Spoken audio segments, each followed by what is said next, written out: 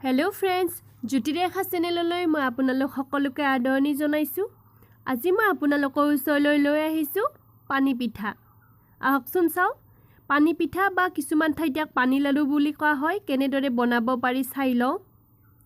ইয়াৰ বাবে মই লৈছো 1 কাপ চাউলৰ গুড়ি, যিকোনো চাউলৰ আপুনি গুড়ি বনাই লব পাৰে। কিন্তু মই এইখিনি 4 মিনিট মান সময় মিডিয়াম ফ্লেমত ভাজি লৈছো গুড়িখিনি। নাৰিকল ৰুকা লৈ লৈছো আধা কাপ, চেনি লৈ লৈছো 3 পৰা 4 চামুচ সৰু চামুচেৰে, নিমখ লৈ লৈছো আধা চামুচ সৰু চামুচেৰে আৰু পানী লৈ লৈছো অকণমান। প্ৰথমতে মই ডাঙৰ বাটি এটা লৈ লৈছো আৰু ডাঙৰ বাটিটোত চাউলৰ গুড়িখিনি গুটেখিনি এড কৰি দিম। একেলগতে নিমখখিনিও ইয়াতে এড কৰি দিম, চেনিখিনি দি দিম গুটেখিনি চেনি। আপুনি ইয়াতে মিহি চেনিটো ইউজ কৰিব পাৰে, মিহি চেনিটো ইউজ কৰিলে বেছি ভাল হয়। নাৰিকলখিনি দি দিছো গুটেখিনি। এতিয়া সৰু চামুচেৰে 2 চামুচ ইয়াতে পানী দি লম।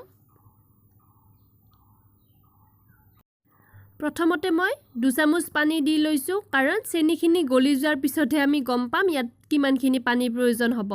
যদি মই একেলগতে বেছি পানী দি দিও তেতিয়া হলে চেনিখিনি গলি যোৱাৰ পিছত আকৌ পনিয়া হৈ যাব মিশ্ৰণখিনি। আমাক একেবাৰে পনিয়া মিশ্ৰণ নালাগে, টান হৈ থাকিব লাগে মিশ্ৰণটো। অকণমান আৰু পানী দি দিছো। টোটেলত মই সৰু চামুচেৰে 4 চামুচ পানী এড কৰিছো। হাতেৰে ভালদৰে মিক্স কৰাই লৈছো গুটেখিনি। হৈ গৈছে। চাই লব মিশ্ৰণটো ঠিক এনেকুৱা ধৰণৰ হ'ব লাগিব। এয়া চাওক এনেকুৱা হ'ব লাগিব। এনেকুৱা ধৰণে আপুনি মিশ্ৰণটো বনাই ল'ব। ইয়াৰে পিছত এখন পিঠা মই বনাই দেখাই দিছো হাতেৰে। আপুনি লাৰু যেনেদৰে বনাই ঠিক তেনেদৰে বনাই ল'ব। লাৰু বনোৱাৰ দৰে বনাই চেপেটা কৰি দি দিব।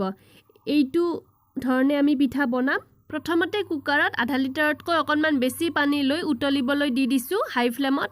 তাৰ পিছত গেছৰ ফ্লেমটো লো কৰি এতিয়া মই এখন এখনকৈ পিঠা এড কৰিম। এখন পিঠা বনাই লৈছো আৰু ইয়াতে দি দিছো। নেক্সট আন এখন পিঠা বনাম আৰু এড কৰি দি দিম। ঠিক এনেদৰে আপুনি গুটেইখিনি পিঠা দি ল'ব।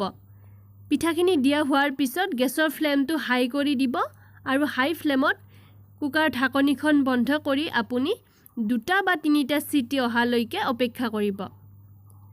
3টা চিটি আহি গ'ল। এতিয়া মই গেছটো অফ কৰাই দিছো। ঠাণ্ডা হোৱাৰ পিছত সাৰ্ভ কৰাৰ কাৰণে মই কুকাৰৰ পৰা পিঠাখিনি উলিয়াই লম। কিন্তু মই ভাবো যদি আপুনি পিঠাখিনি আগদিনাখন বনাই পিছদিনাখন পৰিবেশন কৰে তেতিয়া ইয়াৰ টেষ্টটো বেছি হয়। গতিকে আপুনি তেনেকুৱা ধৰণেও কৰিব পাৰে।